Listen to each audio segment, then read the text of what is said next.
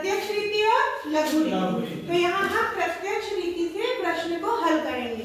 प्रत्यक्ष रीति के लिए जो फॉर्मूला होता है वो होता है sigma is equal to sigma D square upon N under root. ठीक है, अब डी में सबको पता है विचलन होता है, डेविएशन होता है। तो सिंपल है, जो भी क्वेश्चन दिया प्रश्न में हमको दिया है कि निम्नलिखित से आप प्रमाप विचलन ज्ञात कीजिए। तो 10, 25, 13, 8, 20, 12, 31।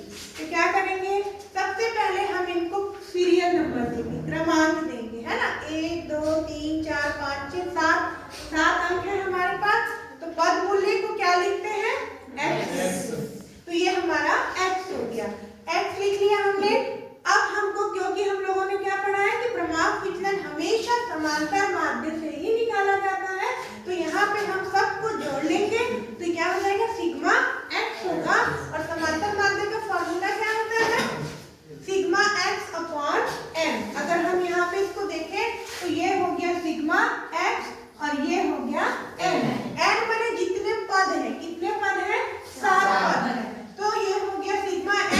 तो हमने जोड़ा 119 आया, 119 को किससे भाग दिया, 7 से भाग दिया। तो हमारा समांतर माध्य कितना आया, 17। अब हम यहाँ पे ध्यान देंगे कि क्योंकि यहाँ हमको d स्क्वायर चाहिए, तो उसके लिए हम d निकालेंगे। d माने विचलन। विचलन का मतलब होता है कि ये जो बाकी पद है वो समांतर माध्य से कितनी दूरी पे है, ऋण में या धन में। तो हम d निकालेंगे। d निकालने का फॉर्मूला होता है x माइनस x बार, यहाँ पे x बार। तो ध्यान रखना, गड़बड़ यहीं पे होती है। तो इसको लिखते समय हम विशेष ध्यान देंगे कि ये x है और ये x बार है। तो 10 में से क्या घटाया, 17। क्यों, क्योंकि x बार कितना है, 17। तो 10 में 17 घटाया माइनस 7। 25 में 17 घटाया प्लस। घटाना ही है, जोड़ना नहीं है। जोड़ तो ये देख के तुम कंफ्यूज हो रहे हो, और बार बार बताया कि धन के चिन्ह को लगाने की जरूरत नहीं है। कुछ नहीं है माने वो धन ही है। 13 में 17 माइनस 4, 8 में 17 घटाया, घटाया बोलना, घटा रहे हैं 17। तो कितना हुआ, माइनस 9। 20 में 17 गया प्लस 3, 12 में गया माइनस 5, 31 में गया प्लस 40। अब यही वैज्ञानिक, क्योंकि श्रेष्ठ क्यों माना जाता है, इसने वैज्ञानिक तरीके से ऋण और धन को गायब कर दिया। काल पियर्सन ने, माध्य विचलन में ऐसा नहीं था, हम बिना कारण के गायब कर देते थे। यहाँ हम वर्ग निकालते हैं, तो हमको दूसरे में क्या चाहिए, वर्ग चाहिए। तो 7 का स्क्वायर, वर्ग माने वर्ग, उसका डबल कर देते हैं। तो 7 7 का 49, 8 8 64, 4 4 16, 9 81, 3 3 9, 5 5 25, 14 14 का 196। सबको जोड़ेंगे तो फॉर्मूले का क्या मिल गया, सिग्मा डी वर्ग।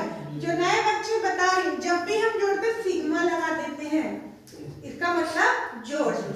पूरा आंकड़ा मिल गया, इसमें और कुछ कमी है क्या, अब बताएं यहाँ अंडर रूट क्या लगा है, क्योंकि हमने यहाँ स्क्वायर कर दिया। उसको कवर करने के लिए यहाँ पे क्या करते हैं, इसका वर्गमूल निकाल के आंकड़ों को बराबर कर देते हैं। तो सबसे पहले क्या करोगे, डी वर्ग लिखोगे, फिर एंड से उसको भाग दो।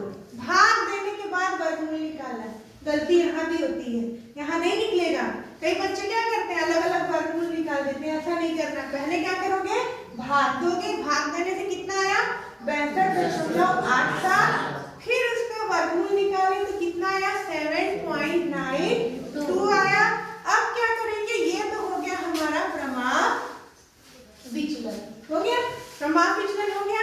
लेकिन एक और है कि प्रमाप विचलन गुणांक निकालिए जाएगा, तो हम क्या करेंगे, ये फॉर्मूला लगाएंगे। और इसका फॉर्मूला क्या होता है, प्रमाप विचलन बटे x बार।